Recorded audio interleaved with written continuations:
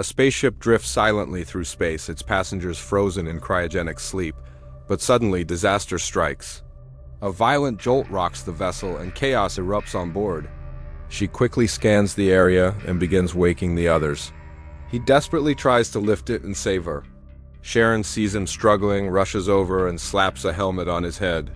She tells him firmly there's no way to save the captain, then leads him to a secure area where air pressure levels out. Their ship, Ark 1, has suffered a mysterious failure. The commanding officers are gone, many lives are lost. But there's still hope. Everyone on board is an expert in their field. Together, they may be humanity's last chance to save their loved ones back home. Sharon explains the plan, but Spencer warns her that such a risky decision should have been discussed first. Sharon agrees, but sternly warns him never to challenge her leadership in front of the crew again. And worst of all, they've awakened an entire year too early. He's not the real Jasper. He confesses that he bribed officials to take the real technician's place. He explains the government told him Earth had 70 years left, but he didn't believe them. He thought the end could come much sooner. But tragically, one man doesn't make it in time. She quickly restores the ship's diagnostics, and the system finally reveals what caused the malfunction. Spencer and another crew member are immediately sent outside the ship, where they locate a dangerous leak and manage to patch it up just in time. But Jasper throws her a curveball. He claims he is not the only one hiding a false identity aboard the ship. Without saying a word, she rushes out, clearly shaken by what she's just learned. He even reveals he witnessed a disturbing crime involving a cadet named Denise. Jasper is dead. His neck has been slashed. They approve Sharon's plan, but it backfires fast. The ship fails to activate its backup oxygen system due to the diverted power. Panic sets in. Jasper, the life support technician, is urgently summoned, but he's nowhere to be found. One crewmate dies instantly, and Spencer is knocked out cold. Whispers about why they were awakened early, the true fate of the commanding officers, and now Jasper's shocking death.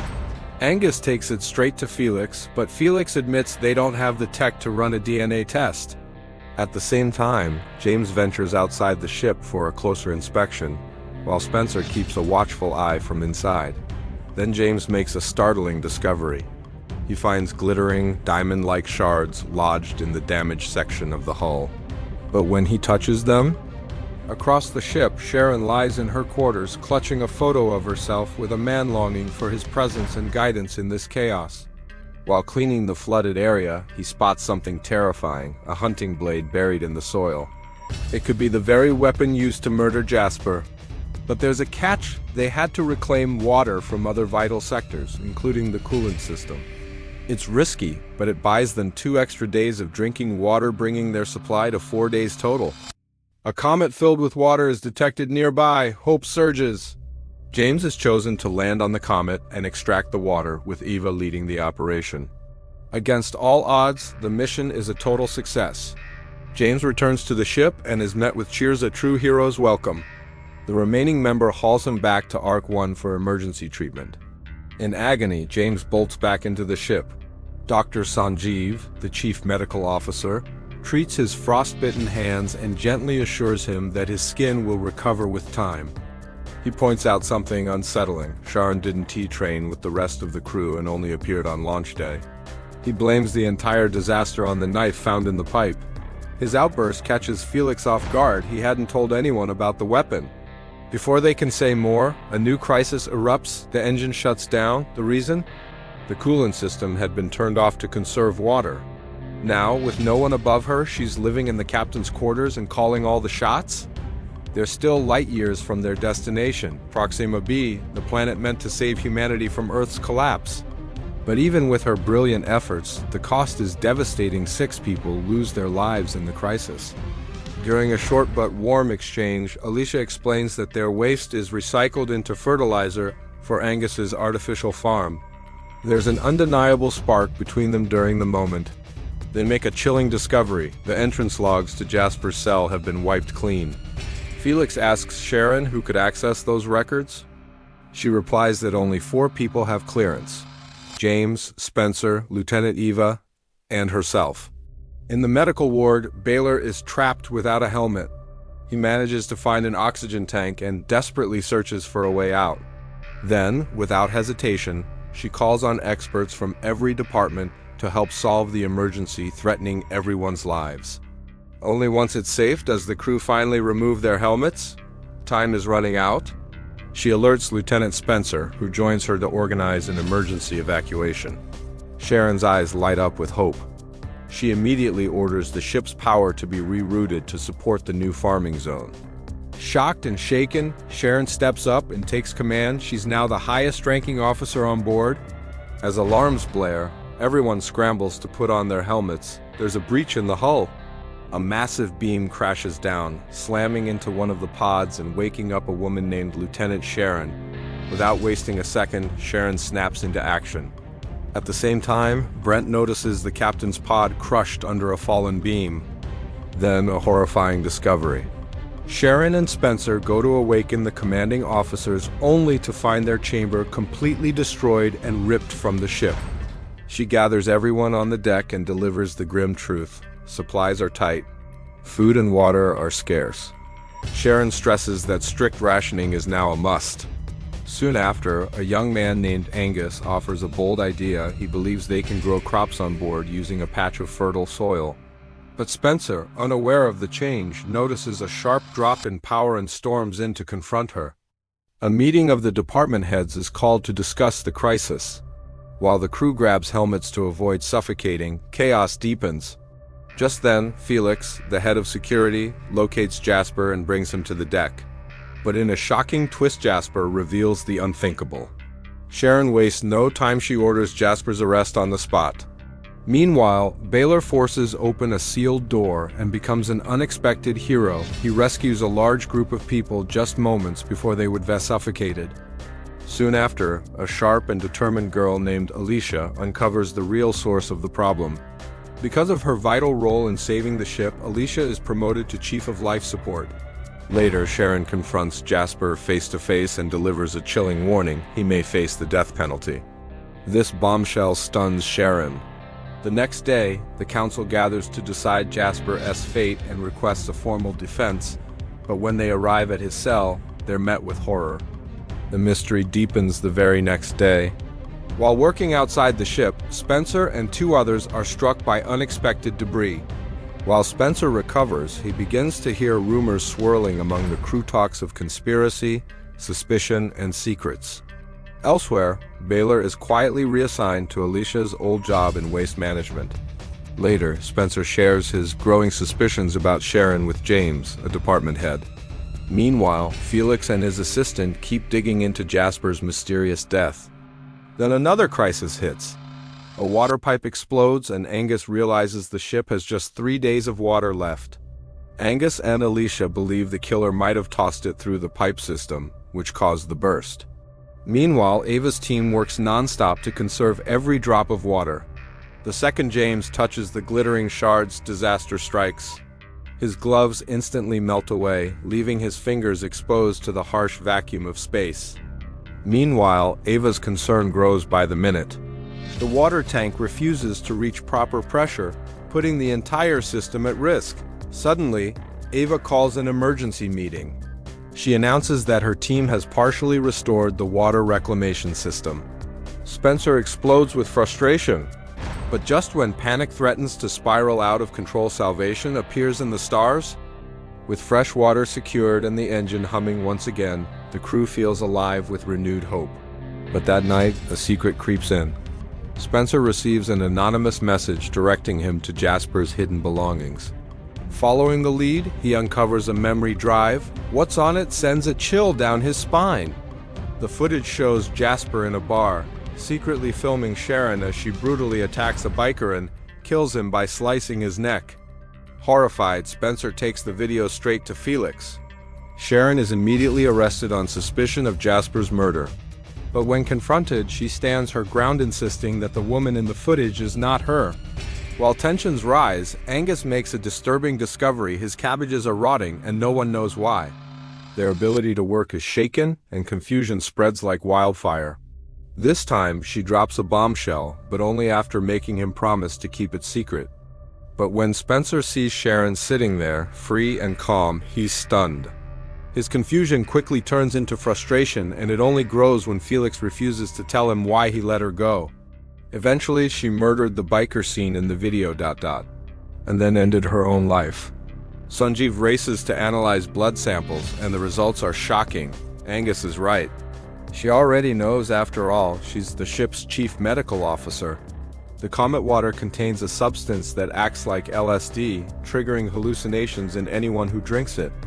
Sharon reveals the truth. She and her sister Denise were created in a lab. There's no time to lose. She pushes him hard.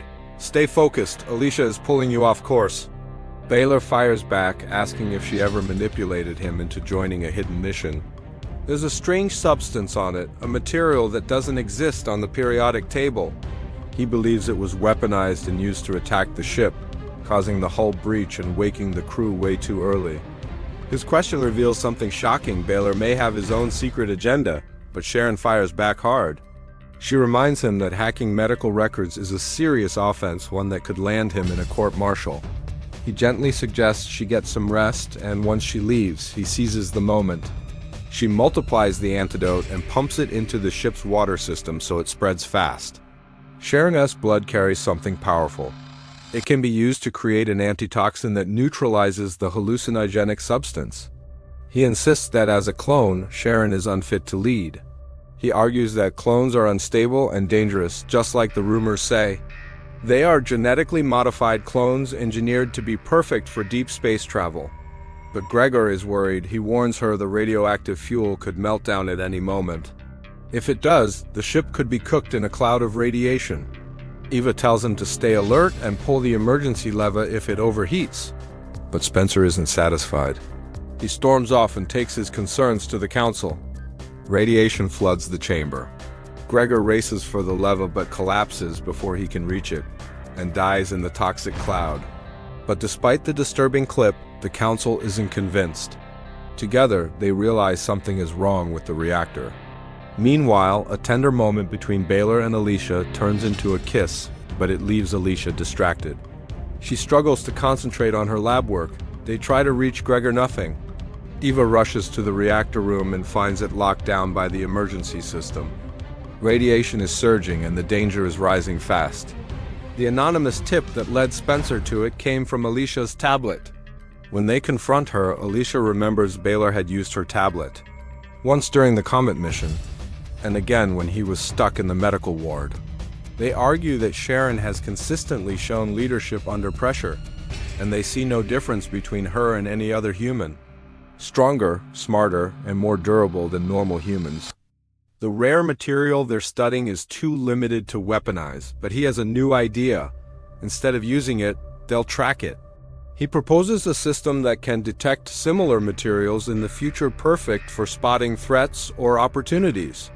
Just as he starts to investigate, James interrupts him with an order to inspect the glove that had been damaged during James's earlier spacewalk. Orders start flying. Eva must repair and boost the ship's speed. Felix is to keep digging into Jasper's murder. James is placed in charge of navigation and bridge control.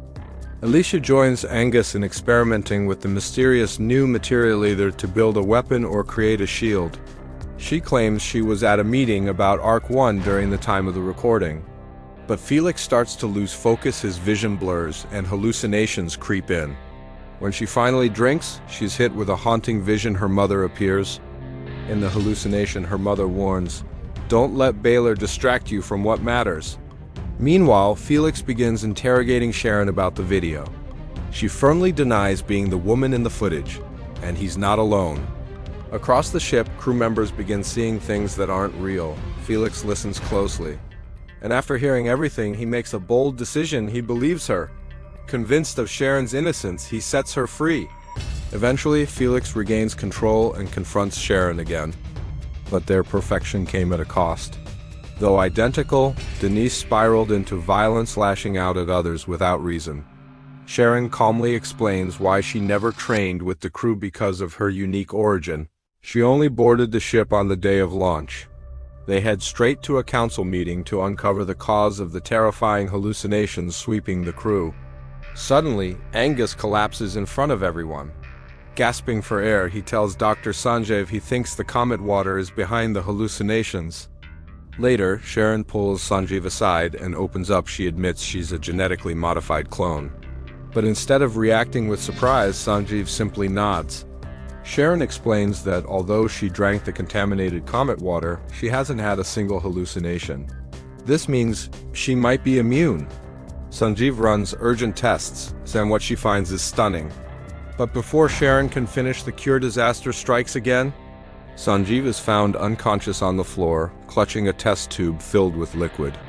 Alicia is quickly assigned to complete Sanjeev's research. Fiercely determined, she works around the clock and succeeds. Soon, the crew begins to recover as they drink the purified water, but Alicia hesitates. At the same time, Baylor is trapped in his own vision. He sees Captain Susan, the ship's original leader, but he shakes it off. Refusing to give in, Baylor drinks the antidote, and the hallucination of Susan vanishes for good.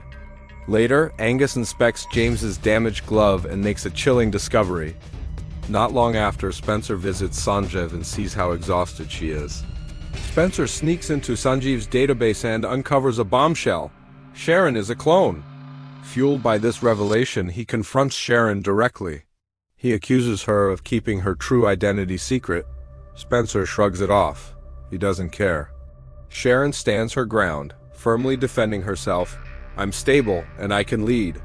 She insists. At the meeting, he plays the shocking footage of Denise, Sharon's clone sister, brutally killing the man in the bar. Gasps fill the room. To Spencer's disbelief, the council votes in Sharon's favor and officially declares her captain of the ship. Sharon doesn't waste a second. She steps into her role with authority. Then, something unexpected. Sharon appoints Spencer as her second-in-command. He's stunned, clearly torn. Down in the engine room, Eva and her assistant Gregor get to work. But as soon as she leaves, disaster strikes. The fuel overheats rapidly. Later, James notices a drop in the ship's thrust and hurries to Sharon. Even though the leak is temporarily sealed, the crew must act quickly to contain the damage. Angus makes a breakthrough. Meanwhile, Felix and his partner Yenna crack open the mystery behind Jasper's memory card. Suddenly, everything clicks. Baylor might be involved. Felix and Alicia go searching. Baylor, sensing the walls closing in, tries to run, but they corner him in a dead-end corridor. Felix, James, and Spencer close in and drag him in for interrogation. It's clear his mind is cracked under the weight of it all. Under pressure, Baylor confesses. He killed Jasper. He says it was to maintain balance on the ship. But his logic is wild and chaotic. Radiation is rising fast, and some crew members are now trapped in the contaminated area. "We can't lose our captain," they cry. "The only way to save them? Someone has to pull the manual shutdown lever." But there's no remote access. This mission is a death sentence. He knows something important, and volunteers to go into the reactor himself. Back in the reactor zone, things are worse than ever. Radiation pulses through the air, but Baylor pushes on. At the core, he finds the control locked tight. It's the main source of the leak. He hacks it desperately and pulls the lever just in time. Sharon calls for a volunteer, but the room falls silent. No one steps up.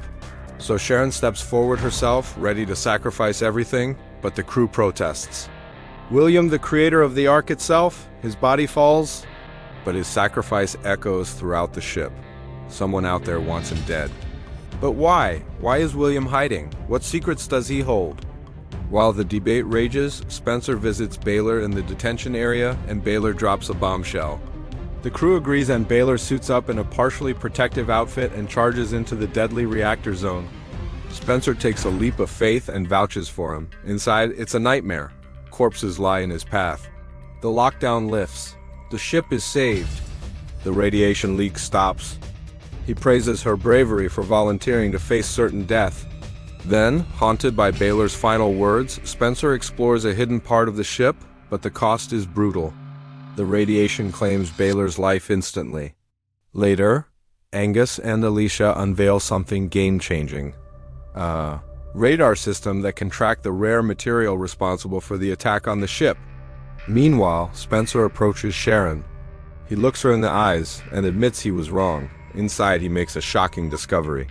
Two cryogenic pods. One holds a woman, the other holds a man. Spencer's mind races. Baylor didn't just die to stop a meltdown, he died to protect William. To find out, you'll have to wait for part 2, the end.